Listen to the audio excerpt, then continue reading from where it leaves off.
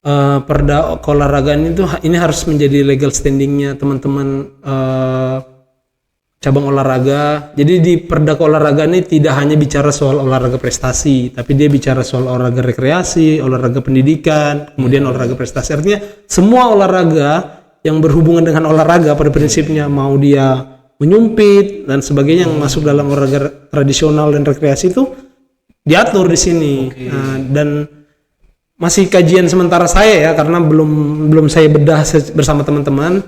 Tapi gambaran saya pada prinsipnya perda ini akan melibatkan semua pihak, semua unsur. Jadi saya juga nggak mau ngerasa mentang-mentang saya atlet kemudian saya yang menentukan sendiri. Enggak. Jadi saya udah cerita sama teman-teman di Pansus, semua mau kita libatkan. Artinya nanti kami mau dengar bagaimana konsep keolahragaan dari Dinas Pemuda Olahraga itu sendiri. Kemudian kami mau dengar bagaimana kondisi dan harapan teman-teman olahragawan nanti dari lewat KONI, kemudian cabur-cabur. Saya sih konsepnya semua penggiat olahraga, insan olahraga akan kita undang untuk memberikan saran, masukan. Kita mau bedah sama-sama gitu. Realita hari ini olahraga itu sejauh mana gitu. Jadi tidak hanya melihat di kantor aja, tapi kami mau audiensi dengan semua unsur gitu. Nanti kalau teman-teman olahraga tradisional kita ajak, kita mau diskusi. Mereka maunya kemana? Teman-teman olahraga rekreasi mereka maunya gimana? Kemudian apa kendalanya? Itu yang nanti akan kita coba ramu, kita tampung untuk menjadi perda yang ibaratnya jangan hanya formalitas gitu, tapi yang dia punya dampak besar gitu loh, untuk bicara kemajuan olahraga Kutai Timur 5-10 tahun ke depan. Artinya perda ini harus punya efek yang kuat, karena saya percaya bahwa olahraga ini bukan hanya soal prestasi, tapi ini bicara soal pengembangan sumber daya manusia.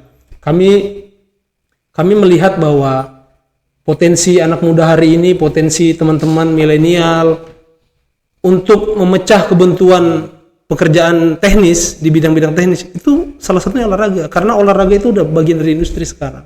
Jadi teman-teman harus yakin dengan kemampuan, mungkin yang merasa punya kemampuan atau feel di bidang olahraga, bahwa itu bisa membuat kita sukses gitu. Jadi jangan beranggapan bahwa olahraga ini hanya sekedar menyehatkan badan. Hanya sekedar mata pelajaran. Iya, pelajaran, betul. Ada industri di situ ya. Betul, Bang Erwin. Dan hidup tuh industri di dunia olahraga ini, benar teman-teman. Dan satu hal yang saya mau paling libatkan mendengar masukan itu teman-teman desa, teman-teman kades.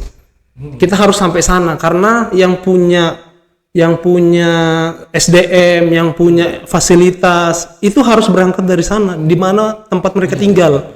Nggak bisa kalau kita bicara membangunkan olahraga hanya di Kutai Timur, sedangkan mereka tinggalnya di Sandaran, di Muara Bengkal, kan nggak